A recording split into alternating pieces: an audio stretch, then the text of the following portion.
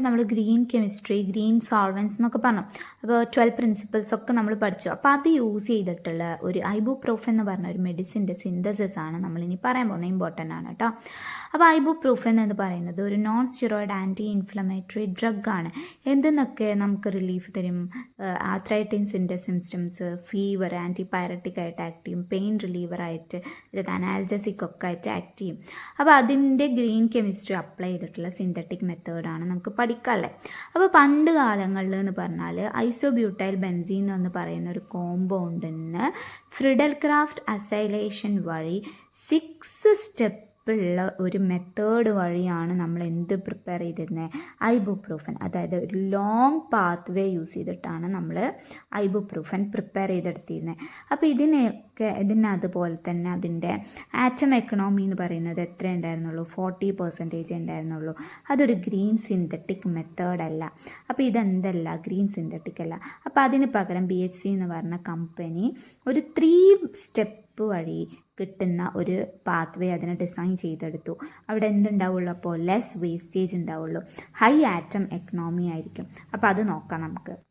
അപ്പോൾ ഈ ഒരു മെത്തേഡിലും ഐസോബ്യൂട്ടൈൽ ബെൻസീൻ എന്നാണ് നമ്മൾ സ്റ്റാർട്ട് ചെയ്യുന്നത്. അപ്പോൾ നമ്മളിതിനെ അസറ്റൈലേഷൻ ചെയ്യാണ്. അപ്പോൾ ഐസോബ്യൂട്ടൈൽ ബെൻസീൻ റിങ് ഇങ്ങനെ ഒരു വീട് പോലെ വരക്കുക കേട്ടോ. ഇവിടെയും CH3, ഇവിടെയും CH3. അതാണ് ഐസോബ്യൂട്ടൈൽ ബെൻസീൻ എന്ന് പറയുന്നത്. ഈ ഐസോബ്യൂട്ടൈൽ ബെൻസീനെ നമ്മൾ അസറ്റൈലേഷൻ നടത്താൻ വേണ്ടി CH3CO twice O HFൻ്റെ പ്രസൻസിലാണ് നമ്മൾ ഈ ഐസോബ്യൂട്ടൈലേഷൻ നടത്തുന്നത്. അപ്പോൾ ഐസോബ്യൂട്ടൈലേഷൻ എന്ന് പറഞ്ഞാൽ ഇത്രയും ഭാഗം അതുപോലെ തന്നെ ഇതിൻ്റെ നേരെ ഓപ്പോസിറ്റുള്ള ഭാഗത്ത് നമുക്കൊരു അസറ്റൈൽ ഗ്രൂപ്പ് വരും, CH3CO ഗ്രൂപ്പ് വന്ന് അറ്റാച്ച് ചെയ്യും. ഇനി ഫസ്റ്റ് സ്റ്റെപ്പ്. സെക്കൻഡ് ഗ്രൂപ്പ്, ഇതിൻ്റെ പേരെന്താ? 4 ഐസോബ്യൂട്ടൈൽ അസറ്റോഫീനോൺ എന്നാണ്. ഇതിനെ നമുക്ക് ഇതിലേക്ക് എന്തോ ആഡ് ചെയ്ത് കൊടുക്കണം? H2 ആഡ് ചെയ്ത് കൊടുക്കണം. എന്തിൻ്റെ പ്രസൻസിൽ? റാനി നിക്കലിൻ്റെ പ്രസൻസിൽ. അതാണ് ഇവിടെ പറയുന്നത് കേട്ടോ. 4 ഐസോബ്യൂട്ടൈൽ അസറ്റോഫീനോൺ പ്രൊഡ്യൂസ് ചെയ്തത് is hydrogenated in the presence of Raney nickel to get the corresponding alcohol. അപ്പോൾ ഈ C+O എന്തായിട്ട് മാറും? OH ആയിട്ട് മാറും, കറസ്പോണ്ടിങ് ആൽക്കഹോൾ ആയിട്ട് മാറും. ഈ ആൽക്കഹോളിനെ 3rd സ്റ്റെപ്പായിട്ട് നമ്മൾ പലേഡിയം കാറ്റലൈസ് കാർബോണൈലേഷൻ ചെയ്യും. ഈ കാർബോണൈലേഷൻ ചെയ്യുന്ന സമയത്താണ് അത് എന്തായിട്ട് മാറുന്നത്? ഐബുപ്രൂഫൻ ആയിട്ട് മാറുന്നത്. മോർ ഗ്രീൻ സിന്തറ്റിക് ആയിട്ടുള്ളൊരു പാത്വേ. അപ്പോൾ ലാസ്റ്റ് സ്റ്റെപ്പ് നോക്കുക.